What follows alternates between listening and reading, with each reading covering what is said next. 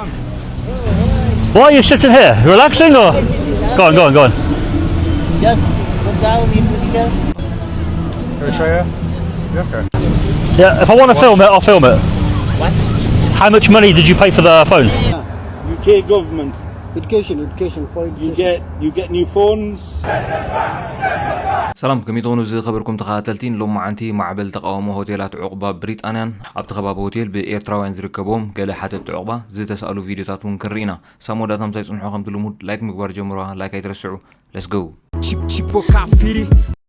أب زحلف ورحي حملة إثيوبياوي كم زغون زي تنقروا حتى عقبة بتصوتوا متكعتي كاب زخصص ندحر أب أفدق حتى عقبة نمتن حزق الهوتيل تقاومتات ككايد تصنيح له أتول كسب إن حانتو قال 14 عامات قلعة كسعن فتينو بزبلي تخصيصو نسو ب10 شوعات حملة 2025 أب بيت فري أب زغرب الأوان نتخصص نتيجويو أبتي أب تقاب كبابي إيبينغ زركب بالهوتيل نابع غرغر تغيروا تقاومتات يكايد له ندك ناس لنفرحلهم بزي أبزو هوتيل زلو دك تبعتيو حقوسات يكونان ازي حلفت يمناويت زبلن ندحر كوينو اقبلوا يتبل حانت قبتم تقاوميت أورلا ميلاهاند زي تبعلت أورلا كابنس نتا جميرة أب كبابي إيبينغ يتنبر أب زحلف عمد ريفورم يوكي ناب زي تبعله يمناو هزبي بوليتيكاو سلفي تتنبيرا ناب كتما إيسيكس أب زوسد سعود ترقيا بزركب هوتيل زبيل حاد كابتم أب ملا هاجر زركبو لعل خلتميتي حتى تعقباز زغمتلو هوتيليو أب زحلف ورحي أب استخايرة تخطاطها التقاومو بدمر أب كلتي وغن حيالو أما إيت سبات أب حد أقات أمدما كساب كلتا شح سبات زي تساتفلو سلف تقاومو أب تخباب هوتيل حتى تعقبا تخايديو أب سومون بعربن كدامن أستات عسرات وساق سلفتات ككايد مدب تتحيز نيرو اتناي مود أتا زوريا سلفتات أب ورح حملة أبتي سمانياتات كفلتات زلو هوتيل بيل زي جمر كوينو اتي أبتو هوتيل زي ركبو الكسب دحرم إسارو زي تلعليو دحيرو دما بصوتاو متكعتن قفعن حنت قال سيتي بصوتاو نطفتات نخدو وافر ملع علن تخصيصو اتي كاب ايثيوبيا زمص مخانو زي تገልጸው ወድርባን ሓደን ዓመት ሓድሽ ቅባቱ ነቲ ገበን ብምኽሓድ ኣብ ቤት ማእሰርቲ ይርከብ እዚ ጉዳይ ግን ኣብ መላእ ብሪጣንያን ብዛዕባ ስደተኛታትን ዝዕቆብለን ዘለዎ ሆቴላትን ሰፊሕ ክትዓታላ ዓይሎ ቅድሚ ሕጂ ኣብቲ ሆቴል ደቂ ኣንስትዮን ህፃናትን ስለ ዝነበሩ ቁሩብ ገበን ነይሩ ሕጂ ግን ኩሎም ደቂ ተባዕትዮም ምዃኖም እዩ ትጸገም ሚዛናዊ ኣይኮነን ክብሉ ገለ ካብቶም ሰልፈኛታት ይገልጹ ምኽንያት ናይ ዝተቃውሞታት ጸረ ኢሚግሬሽን ኣብ ብሪጣንያ ዝኾኑ ቅድሚ 5 መዓልታት ኣብ ብሪጣንያ ብልዕሊ ሓንቲ ጓል 12 ዓመት ቆልዓ ዝተፈጸመ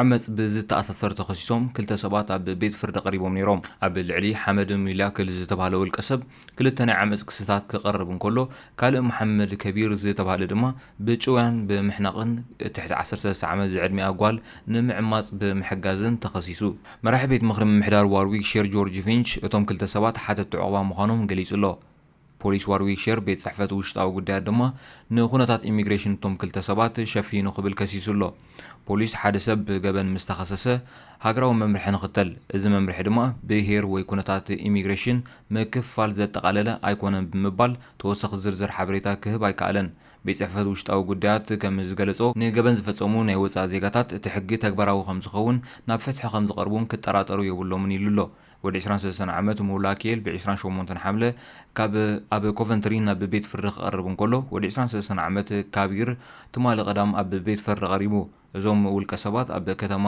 ዋርዊክሸር ዝመጹ ኮይኖም 26 ነሓሰ ዳግም ናብ ቤት ፍርዲ ክቐርቡ እዮም እቶም ተኸሰስቲ ዜጋታት ኣፍጋኒስታን ምዃኖም እኳ እንተተገልጸ ብወግዕ ግን ኣይተረጋገጸን ኣብቲ ሕጂ ዝካየድ ዘሎ ተቃውሞታት ኣብ ብሪስቶል በርማውዝ ሊቨርፑል ሌስተር በርሚንግሃምን ካልኦት ከባቢታትን ተኸታታሊ ተቃውሞታት ይካየድ ከም ዘሎ ስታንድ ኣፕ ቱ ራሲዝም ሓቢሩሎ ኣብቲ ተቃውሞ ካብ ዝተንጸባረቑ ማሕበረሰብና ሓልው ቅድሚ ወጻተኛታት ድሕነት ደቂ ኣንስትዮን ህፃናትን ብሪጣንያ ይቐድም ከምኡውን ኩልኹም ሃገራውያን እንኳዕ ደሓን መጻኹም ዝብሉ ጭርሖታት ኣብ ማሕበራዊ ሚድያታት ይረኣዩ ኣለዉ ገለ ካብቶም ሰልፈኛታት ሕሉፋት የመናውያን ተሓለቕቲ ከም ዝነበሩን ክረጋገጽ ተኻኢሉሎ ኣብ ቀረባ እዋን ኣብ ዝተኻየደ ተቃውሞ ውዕውዕ መደረ ዘስምዐት ኦርላ ስለምንታይ በቶም ሓተት ዕቑባ ማዕረ ክንዲ ከም ዝተቆጠዐት ተሓቲታ ብዝመለሰትሉ ዕሩኽተይን ደቀይን ኣብቲ ከባቢ ብዝርከቡ ጻዕዱ ዘይኮኑ መንእስያት ወይ እውን ስደተኛት ይትንከፋን ይተሓዛን ኣለዋ ኣብቲ ከባቢ ኣብ ዝርከብ ድኳን ድማ ስርቂ ከም ዝተፈጸመ ከም ዝረኣየት ትገልጽ ኦርላ ወሲኻ ሓተት ዕቑባ ምዃኖም ንፈልጥ ኢና እንተኾነ ግን ናብዚ ሃገር ናፃ ነገር ደልዮም እዮም መጽኦም ናብዚ ምስ መጹ ድማ ነቲ ፍሉይ መሰሎም ብዘይ ኣገባብ ይጥቀሙሉ መስሓቂ ክትብል ገሊጻቶ ምዝብ ምትሓዝ ኣብቲ ከባቢ ሆቴል ንዝርከቡ ስደተኛት ብቪድዮ ብምስኣል بمحبراዊ ሚዲያታት ክዝርግሕዎም እውን ቀኒዮም ኣለዉ ማለት እዩ ክልተ ቪድዮታት ክንርኢና ናይ ኤርትራውያን ዝርከብዎም እዮም ጀካዝን ሕጂ ንሪኦን ብዙሓት ቪድዮታት እዩ ኣብቲ ከባቢ መፂኦም ምስኣል ኣብዚ ሕጂ እዋን ከም ልሙድ ኮይኑ ኣሎ ማለት እዩ እቲ ከባቢ ሆቴል ከይዶም ነቶም ኣብኡ ዝርከቡ ስደተኛታት ሕቶ ክሓትዎም ዝረኣዩ ብዙሓት እዮም ማለት እዩ እዘን ቪድዮታት ግን ክንርኢና እዞም ትሪእዎም ዘለኹም ኣብዛ ቪድዮ Hello guys, you okay? How you doing? You right? Yeah.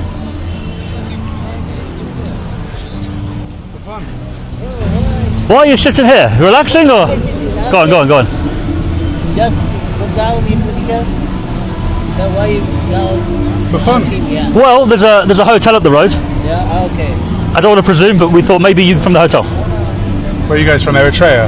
So ካብቲ ሆቴል ኢኹም ኢለ ሓቲ ኣብቲ ከባቢ ኦልሬዲ ካብቲ ሆቴል እዮም ዞም ኣብስሪኦም ዘለኹም ኤርትራውያን እዮም ግን ካብቲ ሆቴል እዮም ኣብቲ ሆቴል ተዓቂቦም ዘለዉ እዮም ስለዚ ካብቲ ሆቴል ኢኹም ኢልና ኢና ንሓተኩም ዘለና እዩ ዝብሎም ዘለኹም Eritrea? Yeah, okay. ኤርትራውያን ኢኹም ኢሎም ሓይቶሞም Are you staying in the hotel? Yeah. You are. ኣብቲ ሆቴል ኢኹም ትፀንሑ I'm only asking. Only asking. What did they give you in there? Clothing or? This is clothing. They give you. How long you been here for? So تقند حتى عبد قديمنا ونتقيسنا نيرنا تقند حتى عبد هوتيل كوينهم ممجابهم وعبد هوتيل كوينهم زرقبو كمان جس زرقبو جنزبي نت هزبي وكانت إنجليزا وحمام كوينو زلوا مالتي كان زيرقبو وبترجع جامعة في سلام وصل فيه كابتش الروحات زنبرون كوفي لما بهوتيل مجابهم مهلاهم سدتنيات كان ديت أمين كله خال نا إنجليزا وزيجا نعم قلوا له زبلي تتقاومون يرمالتي بيجكات نعمت كاله شجرات مالتي فلازم تايم هيبومكم في فيصل تايم هيبوم خازلو يمزلو زلو Just like 1 month. One month. What do you think? حدور حجيرون كابز مزو What do you think? Yeah. Just we just taking breathing here. Huh? Go on. Breathing. Like a prison? Yeah. Prison. No. You are working here. I know. What are you working as? What job you have? Job, no still.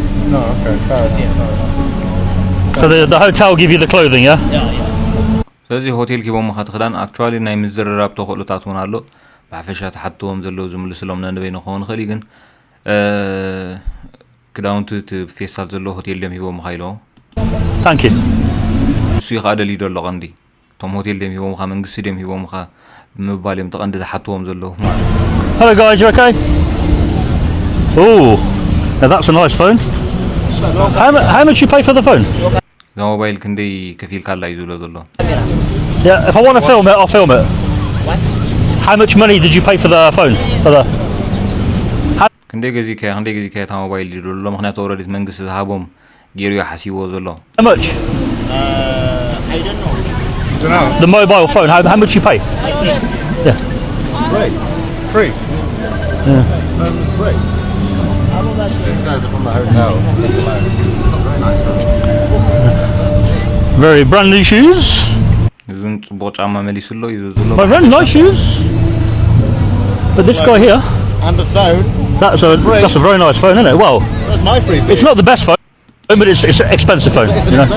ስለዚ መንግስቲ ዝህቦም መንግስቲ ይኮነ ዝህቦም መስለን እቲ ሞባይላት ወላ ጫማታት ኣብቲ ሆቴል ወላ ይቐኑ ኢዳ እምበር ኣብቲ ሆቴል ወላ ይሃሉ ኢዳ እምበር ትዝቦ ትሒዞሞ ዘለዉ ሙሉእ ግን መንግስቲ ዝህቦም ኣይኮነን ግን ከም ትሪኦ ዘለኹም መንግስቲ ከምዚ ዓይነት ነገር ሂቦም ጽቡቕቲ ሞባይል ጽቡቕ ጫማ ብምባል ነቲ ሒዞሞ ዘለዉ ንብረት ይቐንዲ ፎከስ ገይሩ ዘሎ Yeah. The green phone, look. That one. Buy iPhone. Yeah, no, I think it's a Samsung. But እዛ ሞባይል ተቐይጦም ኣለዉ እስኪ ምናልባት በዚ ሆቴላት ዝሓለፍኩም ምናልባት ኣብዚ ክትህልዉ ትኽእሉ ኢኹም ዝወሃብዎ ንብረት ኣሎ ድዩ ብጀካቲ ክፀንሕሉ ምክንያቱ ከምዚ ስደተኛ ኣብ ሆቴል ዝፀንሐ እዮም ርግፀኛ እዩ ንዕኡን መንግስቲ የውፀሉ እዩ ጫማታትን ዝመለስዎ ክዳውንትን ዝሓዝዎ ንብረት ብምሉኡ መንግስቲ ከም ዝሃቦም ገይሮም እዮም ዝስእልዎ ዘለዉ ናይ ኮሚኒኬሽን ፀገም ስለ ዘለዎም ይሓትዎም ኣለዉ እዮም ንዕኦም ግን ከም ዘለዎ እዮም ዝወስድዎ ዘለዉ ማለት እዩ እቲ ንብረት መንግስቲ ከም ዝሃቦም ገይሮም እዮም ዝሓስብዎ ዘለዉ ማለት እዩ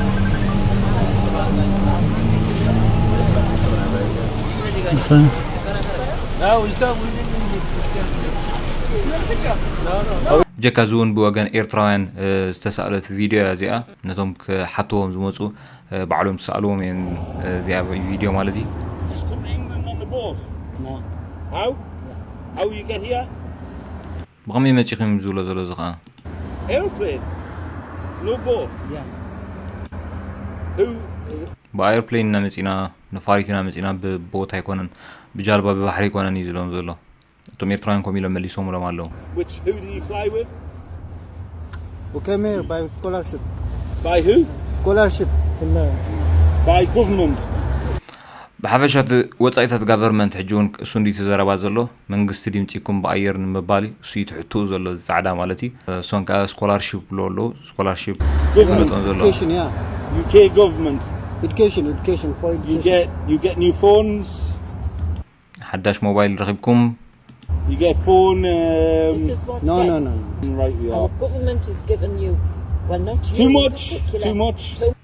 ስለዚ ተቐንዲ ሕቶ ናይዞም እንግሊዛውያን ኮይኑ ዘሎ እዞም ስደተኛ ዝረኽቦ ዘለዉ ወይ ብናፃ ዝረኽቦ ካብ መንግስቲ ገንዘብ ኢሎም ድሓስቦ ክዳውንቲ ጫማታት ሞባይል እውን ከም ትሪእዎ ዘለኹም በዚ ቪድዮታት ከምኡውን ኣብቲ ቃለ ምሕትታት እውን ዝረኣናዮ ብምሉኡ እቲ ቀንዲ ዝሓስቦ ዘለዉ ካብ መንግስቲ ብናፃ ዝረኽቦ ዘለዉ ንሕና ዘይረኸብናዮ ንሶም ዝረኽቦ ዘለዉ እዩ እቲ ቀንዲ ዘቃወሞም ዘሎ ማለት እዩ እቲ ጫማታት ሞባይላት ዝብልዎ ዘሎ ጌጋ ሓበሬታ እዩ ከምኡ ዝረኽቦ ኮይኑ ኣይስማዕንን ምናልባት ብኡ ዝሓለፍኩም ኣብዚ ክትገልፅዎ ትኽእሉ ኢኹም ግን ከምኡ ዓይነት ናፃ ስደተኛ ዝረክብ ኣይመስለንን ግን ብዓብዪ ብሓፈሻ ብሆቴል ይቕመጡ ኣለዉ ወላ ሓንቲ ከይከፈሉ ዶ ካልእ ዝብል እቲ ቀንዲ መቃወሚ ናይዞም እንግሊዛውያን ኮይኑ ኣሎ ማለት እዩ ከም ዝፍለጥ መንግስቲ እንግሊዝ ኣብ ዝሓለፈ ውሕዳት እዋናት ምስ ፈረንሳ ዝተሰማምዖ ሓድሽ ሕጊ ናይ ኢሚግሬሽን ኣሎ እሱ ኻኒ ብጃልባ ዝመፀ ወይ ከዓ ብስግረዶ ዝመፀ ናብ እንግሊዝ ዝኣተወ ክምለስ ምዃኑ ናብ ፈረንሳ ክምለስ ምዃኑ ሓድሽ ሕጊ ወፂኡ ኣሎ ምስ ፈረንሳ ዝተሰማምዖ ኻኒ ኣብ ፈረንሳ ዝቕመጡ እሞ ኻ ዝማዳ ብእንግሊዝ ዘለዎም ሰባት ካኒ ብሕጋዊ መንገዲ ናብ እንግሊዝ ከኣትዉ